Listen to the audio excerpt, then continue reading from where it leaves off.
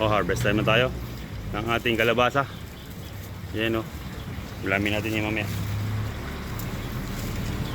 Yan ang ating kalabasa. Okay, manguhuli tayo ng crayfish pang ulam natin. Okay. Ito ang una nating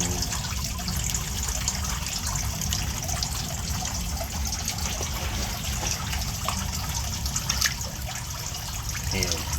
Ito. Uy, ang lakas niya guys.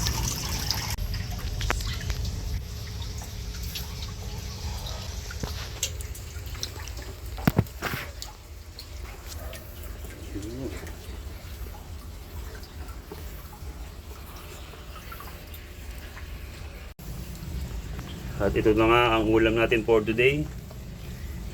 Crayfish. Yan o.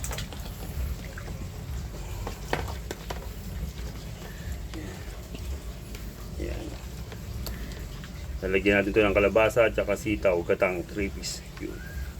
Sarap. That's for all muna. Yan ang ating crayfish pan. Salamat sa Diyos. Ito na ang kalabasa, crayfish.